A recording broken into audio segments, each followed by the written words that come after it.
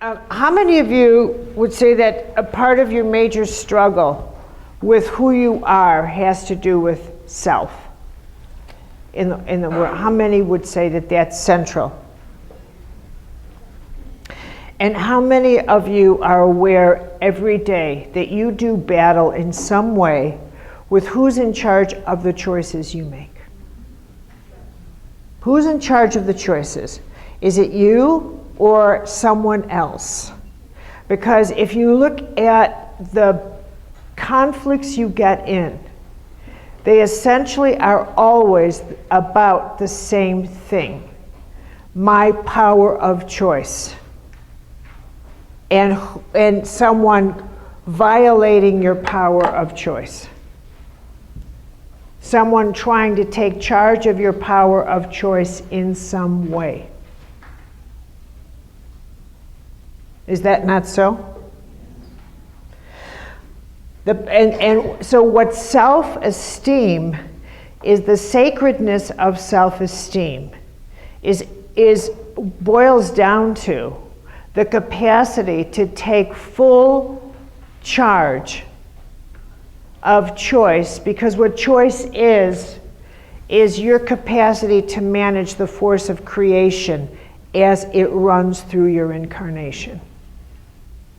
It's your capacity to manage the laws, the mystical laws of cause and effect through every single choice that you make. And I have to hit a pause button here, because the words do not capture in either size nor depth what I'm talking about. It's very difficult to convey that, in fact, you are making choices 24/7 on the micro and the macro, the size of quarks, that you are never not in the process of choosing, and that your choices make choices. That long after you've made a choice, that choice continues to represent you. And it continues to have second and third and fourth consequences. That when I am in workshops and I can see that the way people define choice is that you get what you want with someone, and usually you are thinking of husband, wife, or lover. That you get what you want when it's terms of, I want to do this, I want to do this. That oftentimes choice is defined like a petulant child. You don't get that it's not about getting your way. That's this. And you're still in the first chakra if that's how you understand choice. Choice is not about getting your way. That's the way a 2-year-old understands it. It's a 2-year-old.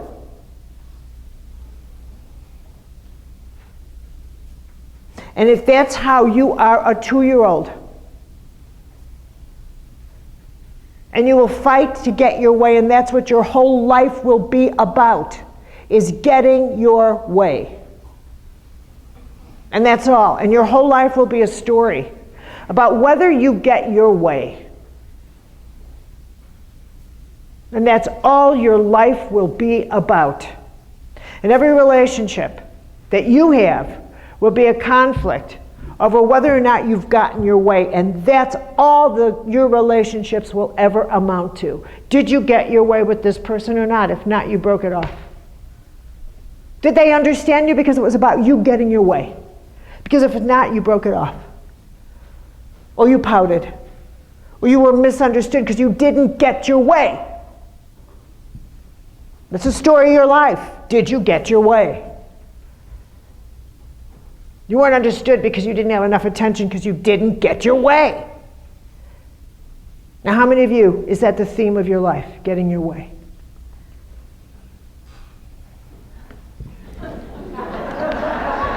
Don't bullshit me. Please don't. Do you want a more sophisticated theme?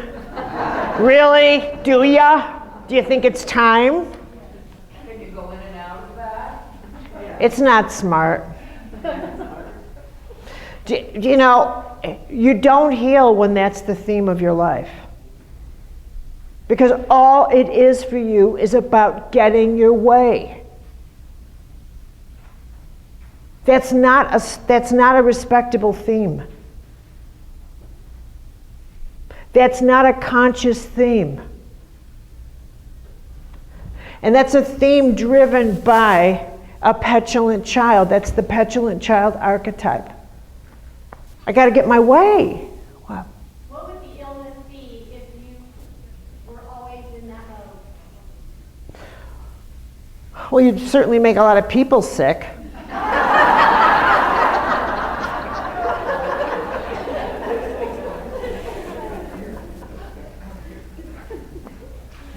Get my drift. Okay. And I would tell you this one, you would live in a hell of a lot of chaos. Because a petulant child doesn't accomplish anything. Because you've got to get your way. And that doesn't work. Nobody always gets their way. And they always have to be understood. You have to understand me. Why? Give me one good reason I have to understand you. And you better make it good. Right? And that's that archetype.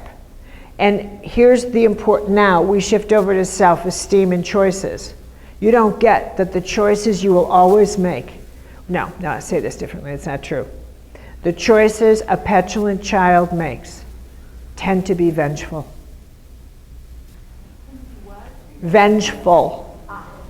Tend to be anger driven. Tend to be, I need to prove to you that I'm angry, that I'm hurt.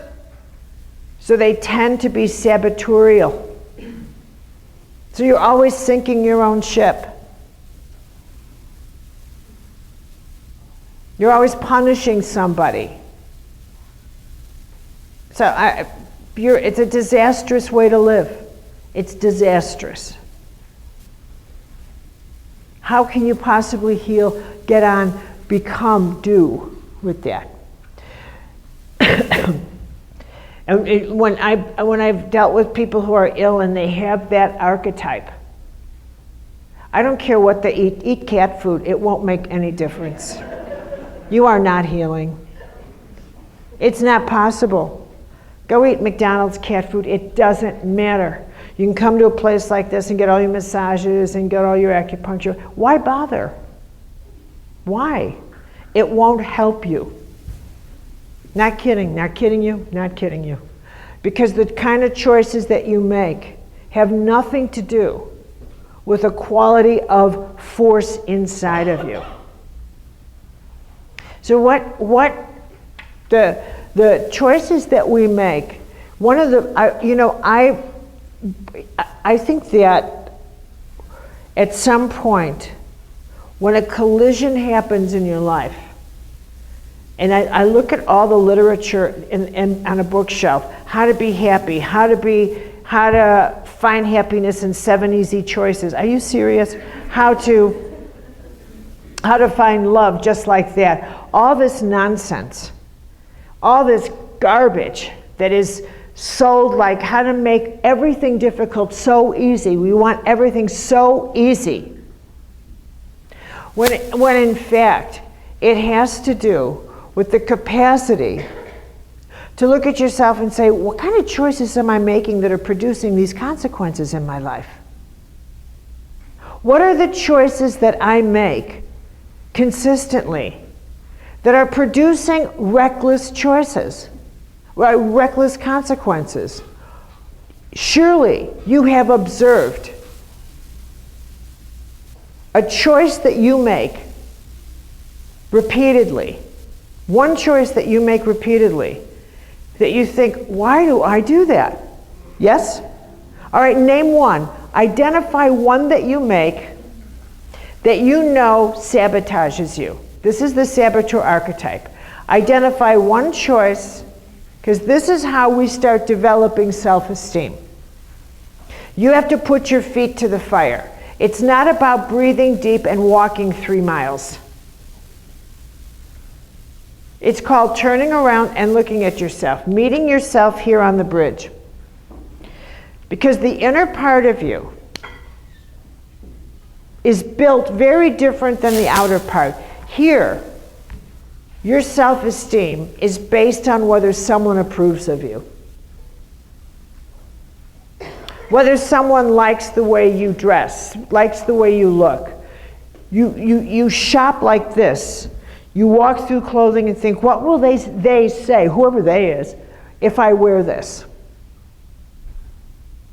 I can't wear that. What will people think? How many of you do that? Nobody. Wow. Okay. Okay. Okay. It's the they, or how many people think like this. I would love to do that, but what if I fail? Okay, and here is where, tell me what failure is for you. How do you know what failure is?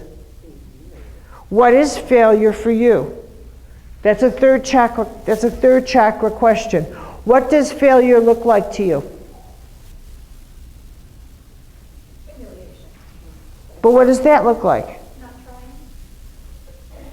Okay, but what does humiliation, what has to happen for you to be humiliated?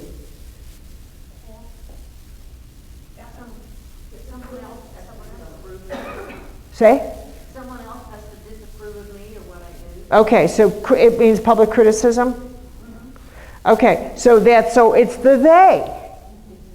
It's the ever-present they in the balcony of your imagination. The ever-present they. Okay, so this is a world in which your sense of self is liquidated, fragmented into pieces of the they. All the theys have as a fragment of you. Can you see that?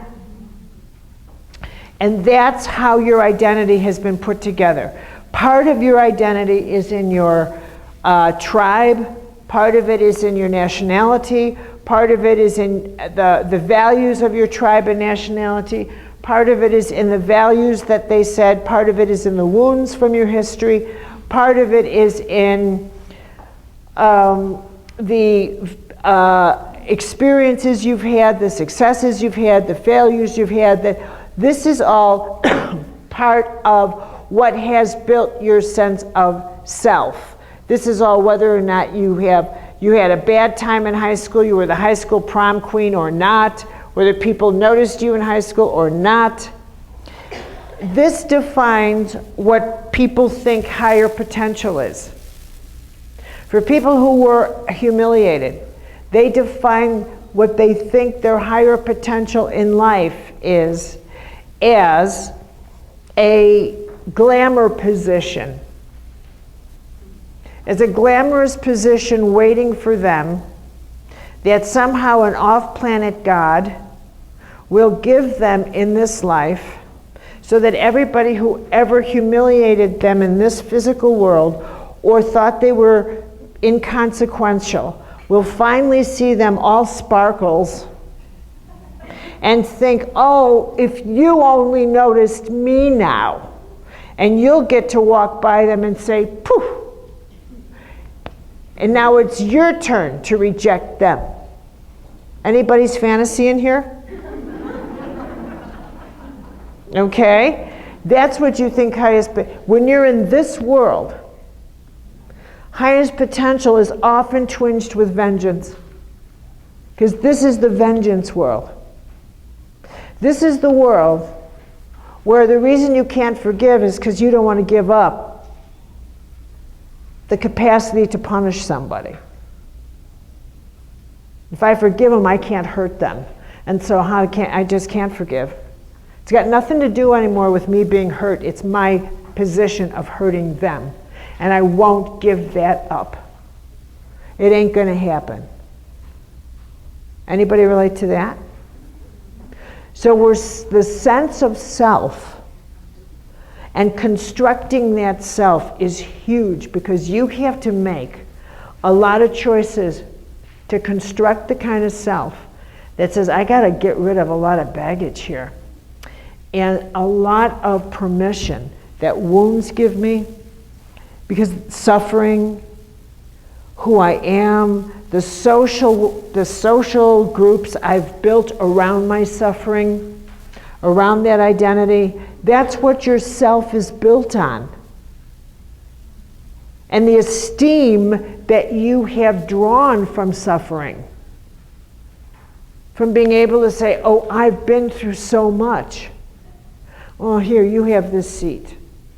That's good. What if I haven't been through anything? I have to standing room only. I'm not going to stand. I have to show up with my wounds. If I'm not wounded, I get no privilege in this society. I mean, we're still apologizing to the soldiers from Vietnam, so now if you fly, soldiers get on first with first-class people. This is an apologia for what we did to the soldiers during the Vietnam War, because of how they suffered during the protests. So, in this, the choice to be on the bridge and turn around and say, I can't do this anymore. I can't let a wound come out of my mouth. When someone asks me how I am, now we're going to turn to healing. The same route you take to heal is the route that you take to the developing self. The same route. You start looking at the way in which you set up your world, the tactics you use to manipulate, the choices you make, how you use it, and you start changing tactics. These are anchors. The choice of your vocabulary, the choice of how you angle something, the choice of how you answer a question. Everything has consequences, and every word is power. Every word is power. The tone of your voice is power. Everything is power. Absolutely everything. Negativity is power. Positivity is power. And the victim, saboteur, child, and prostitute has a specific vocabulary, as do your other archetypes. So let's talk about that. Let's go into these four before lunch. I just need to angle these so you have a sense of how they talk in your head, so you know when they're talking to you. When I was doing really into archetypal work very strongly in health, I kept seeing these four archetypal patterns come up repeatedly in doing readings. Others did not. And it became really clear to me that as we develop our sense of self, there's a fundamental test of developing our self that each of us has to go through. And that test can be summarized, embodied in the nature of these four archetypes. And that these four are essentially the tests of survival in the physical world. The test of the prostitute. Every one of us has to figure out a way to survive in the world without selling, now come here, selling our creative instincts, selling our spiritual instincts, selling our choice, our power of choice.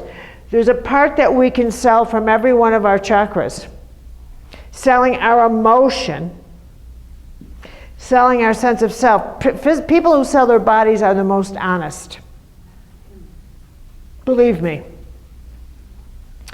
If you sell your power of choice, what you are giving to somebody is your capacity to create matter, energy to form. Choice is everything, which is why when you sell choice, you will say to somebody, I can't get away from this person. Why not? Make a choice to walk. You don't understand. You don't understand. The bond is psycho-energetic. They don't have the energetic field to walk away. They've bound themselves energetically. More of their energy is in that field than in this one. Excuse me. In that same way, in that very same way, when you are, the way an addiction can have more of your energy than is in present time. When you get up and you realize, the moment I get up, I think about vodka, or I think about heroin. The moment I get up, I don't think at all. Every part of me just goes there, and my whole day is consumed with how will I get it, how will I get it, how will I get it, how will I get it. You are hypnotized. You're no longer here. And you know someone's no longer here when you talk to them and say, are you listening to me? Yeah. They answer that fast. Yeah. And you want to slap them and say, listen to me, because there's nobody there. And what you have to do is actually assault their body with ice water, with something, so that they can feel something in the physical first chakra, so that they actually can come back for a second, just a second. Because all of their psychic field is way over here. Nothing's in present tense. Nothing. Zero. And the only way they can sense anything is to visit this addiction psychically. And if you think that that person is capable of one decision, one thing, one choice, you are mistaken. All of this has been abdicated. All of it. It's all gone. All gone.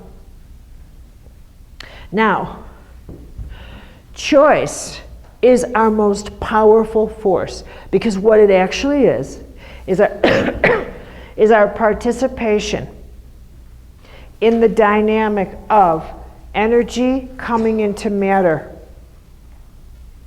and then co-creating in the physical universe.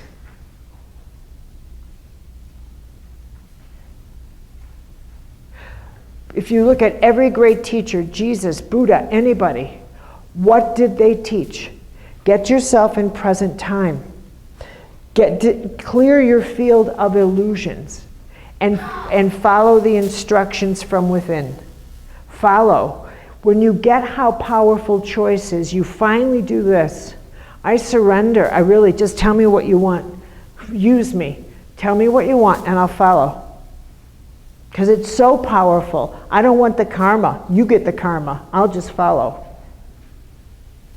I'll just follow. And from that grace comes, you want me to heal this? You want this person healed? Send me there. You want this? You want this? Okay, I'll walk out. I'll cross here.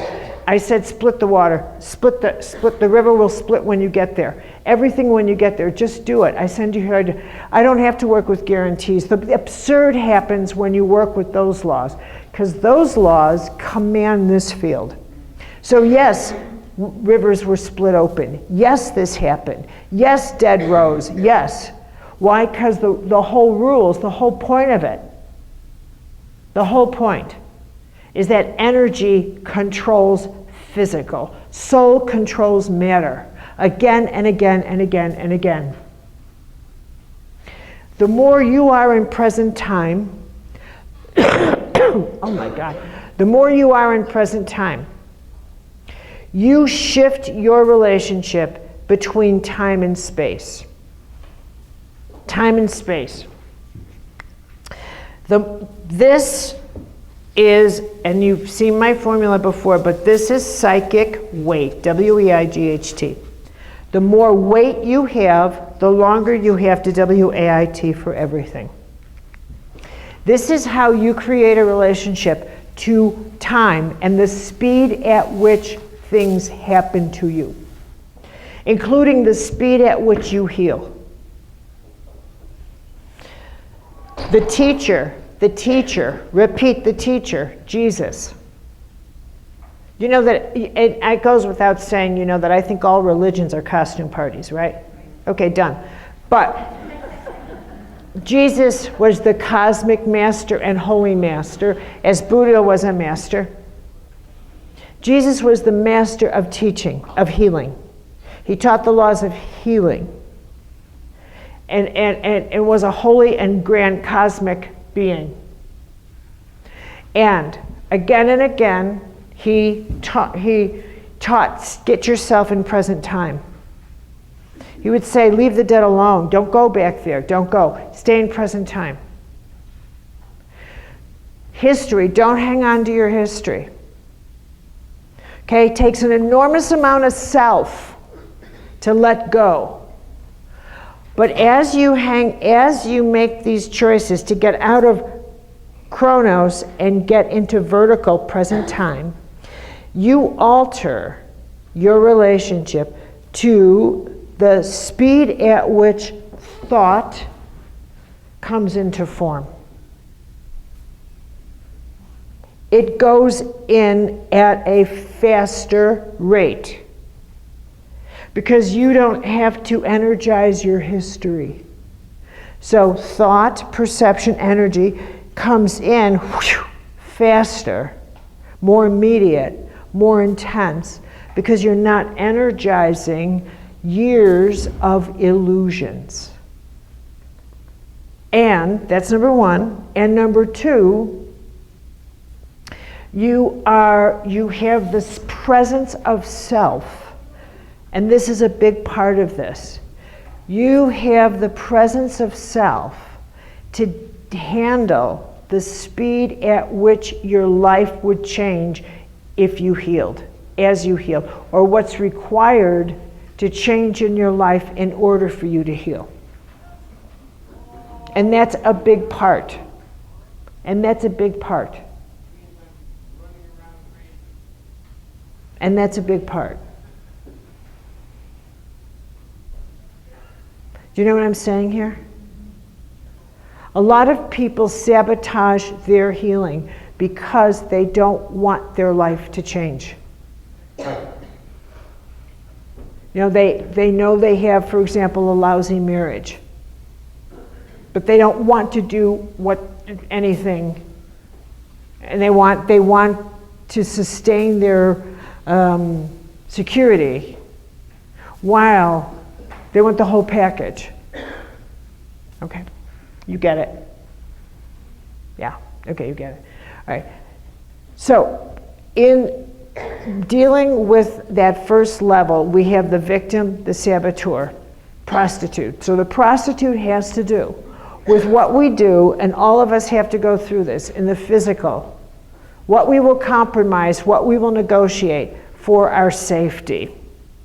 For our safety in the physical world. Do you sell a part of your creative choice? Your emotional choice? What will you put on the bargaining table? Some people sell their intellectual power. Many, many people have sold their intellectual skill, sold it to create weapons, sold it to create drugs that they know are bad for people. They've sold it, but they like the finances. And they've prostituted themselves. And they know it. What do you do when the light goes on? And this is a test of the bridge. How do you develop self-esteem? By the choices you make when the light goes on. What do you do when the light goes on? You know, self-esteem, I keep telling people, it's never developed by a diet. It's developed by courageous choices. What do you do when the light goes on? And you realize, all my talent, and I'm doing this. What do I do now? I know so many doctors who, when they realize I keep getting intuitive hits on how to help these patients, I can't give them drugs and I can't do this anymore. And they've left one practice to start at least a way that they feel they can help people. They're very courageous people, especially in this horrible insurance nightmare swamp. Okay? So that's how that works. The saboteur. I want to explain how this one works. But wait, do you know the voice of your prostitute? Because I'm not moving on until, who doesn't? You don't. So I'm not saying this clearly? Can you define sell and use other words in place of to sell? Use sell your. Sell? Yeah. Negotiate? Sell. Well, Compromise? compromise. But no, compromise in a way, compromise is fine. Life is compromise. But when compromise becomes personal betrayal, you're in trouble. When a part of you says, this isn't really okay with you, when you sometimes end up feeling inwardly humiliated, but you decide you have to endure this in order to keep a roof over your head, for example, or to keep a job, or to lie about the facts on reports. Say you're with the EPA, because you want to keep your job. So you start negotiating things you know are lies. You know they're lies. But you play along with it. Because you want to keep your job, or you want to keep in that, you want to feel safe. So you play along with the liars. Does that help? Oh, I've got a list of these. All I have to do is look east. Okay.